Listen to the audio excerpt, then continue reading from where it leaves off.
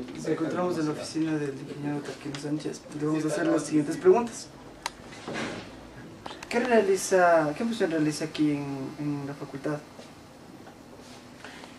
Buenas tardes con todos ustedes. Mi nombre es Tarquino Sánchez, soy docente de aquí de la Facultad de Ingeniería Eléctrica y Electrónica por más de 20 años. Me dedico prácticamente a dar clases a los estudiantes de las 4 carreras.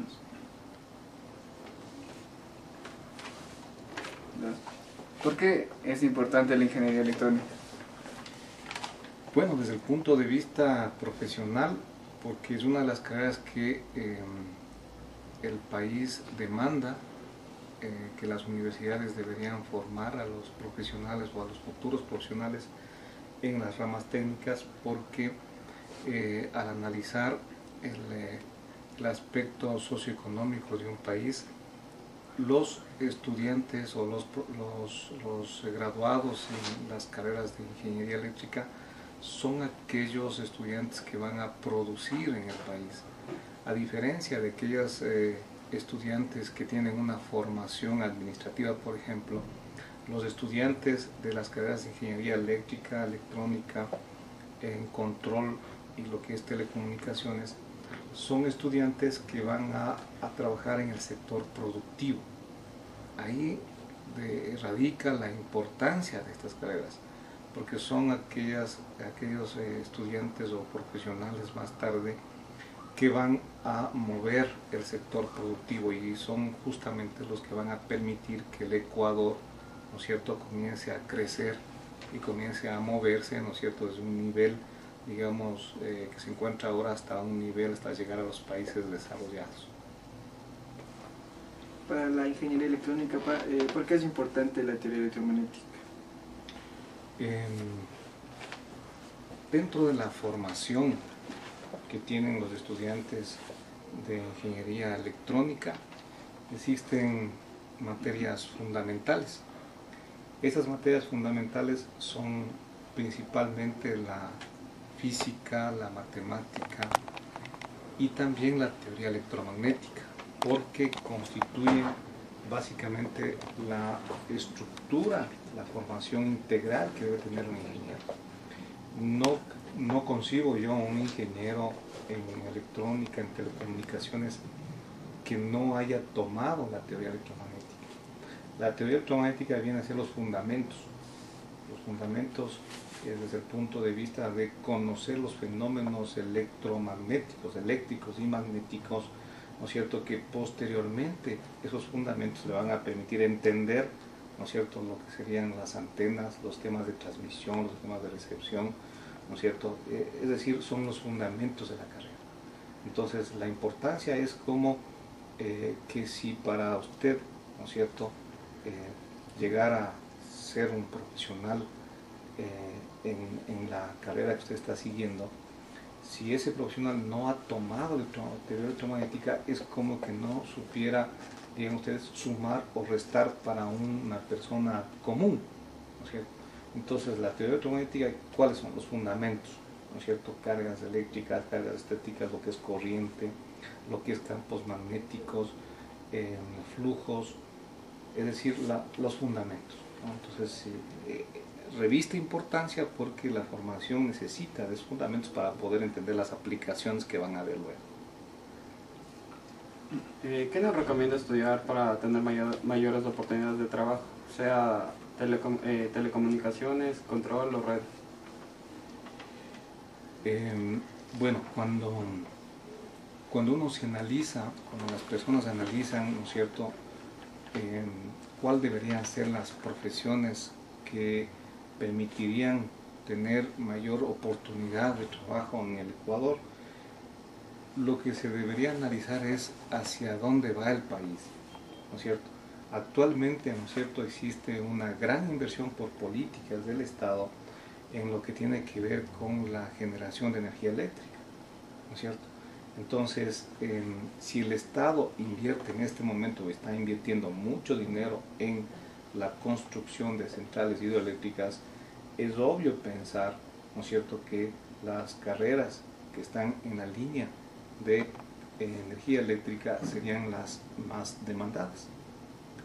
Otro tema importante es, nuestro país siempre ha sido un país que está creciendo, y al estar creciendo obviamente demanda la posibilidad de construir o de crear, ¿no es cierto?, empresas del sector productivo, sector manufacturero. En esa línea significa, ¿no es cierto?, que las carreras que den una respuesta a esta línea serían las más demandadas. Caso concreto, la carrera de control, por ejemplo, electrónica y control. Entonces, hasta el momento hemos visto dos ejemplos, ¿no es cierto?, lo que sería ingeniería eléctrica, que son las carreras que van a ser muy demandadas en los próximos 10 años, porque el país está invirtiendo mucho ahí. Y por otro lado, la industria que está creciendo en el país, ¿no es cierto?, también haría que tengamos una gran demanda en el sector industrial, ingeniería en control. Y por otro lado, también, ¿no es cierto?, ustedes saben que la demanda de empresas que provean servicios de Internet, demanda de empresas que provean servicios de telecomunicaciones, por ejemplo, lo que es telefonía celular, ¿no es cierto? Si bien tenemos ya un nivel de saturación, o sea, ya no hay más demanda en lo que sería telefonía celular, aunque Internet existe una gran demanda, implica que debemos contar con profesionales, ingenieros como ustedes, ¿no es cierto?, que den servicios de mantenimiento, por ejemplo. O sea, si bien ya la demanda ya no crece, porque ya todo el mundo tiene telefonía celular, pero hay que dar mantenimiento a esos sistemas. Entonces, en ese sentido, lo que serían ingenieros en telecomunicaciones, ¿no es cierto?, todavía, yo pienso, existe una gran demanda de profesionales en ese sector. De hecho, miren, hace unos 4 o 5 años, cuando yo era subdecano aquí de la facultad, se hizo un estudio, ¿no es cierto?, para saber en qué medida los profesionales de esta universidad tenían trabajo.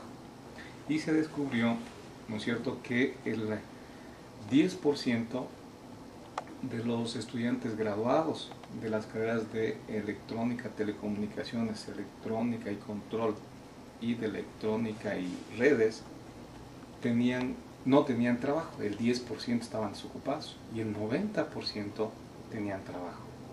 En cambio, la realidad, en el caso de la carrera de energía eléctrica, se descubrió que el 8% no tenían trabajo. Es decir, que en el caso de energía eléctrica teníamos casi el 92% de personas con trabajo. Es decir, hay una demanda mayor en el sector eléctrico que en las otras carreras. Sin embargo, sigue habiendo una demanda, ¿no es cierto?, porque el país, como les digo, los sectores productivos se mueven por los ingenieros, y los ingenieros son, incluso la política estatal de este gobierno, ¿no es cierto?, es apoyar en becas de aquellos estudiantes que quieran estudiar carreras técnicas. ¿Sí? Entonces ahí se ve la gran demanda. Eso es. Y desde su punto de vista, ¿qué certificación sería buena obtener?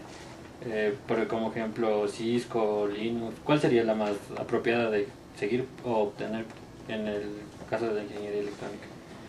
Bueno, verá, hace 10 años aquí en la universidad, en el año 2001 más o menos, un grupo de colegas generó la Academia de Certificación de Cisco, y yo personalmente impulsé aquí la Academia de Certificación de Microsoft, con el centro de tomas de exámenes y todo aquí de las certificaciones.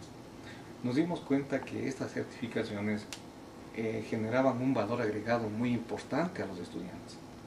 Es decir, que tal importante era que en muchos anuncios donde se requería a los estudiantes, pedían siempre que tenga aprobado una certificación.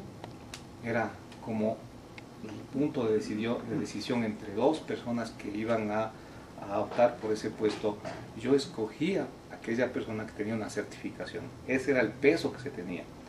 Ahora ya las certificaciones se han diversificado y se han un poco masificado, ¿no es cierto? Por ejemplo, en la católica les pedían en ese entonces, no sé ahora, que para poder egresar tenían que tener para poderse graduar, una certificación internacional, llámese de Cisco, Linux o Microsoft, ¿no?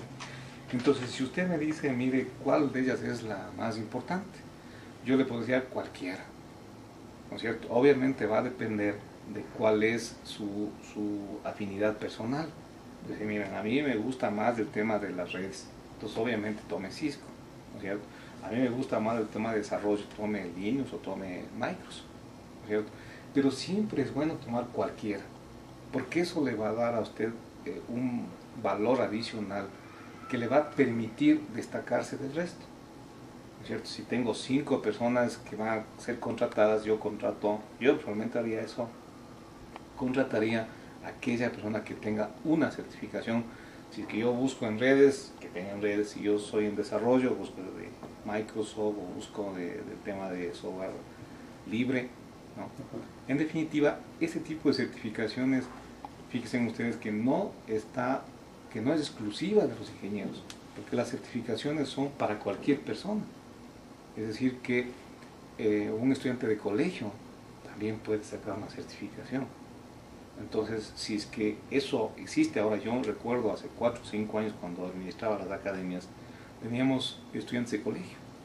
Eso implicaba que la competitividad cada vez es mayor.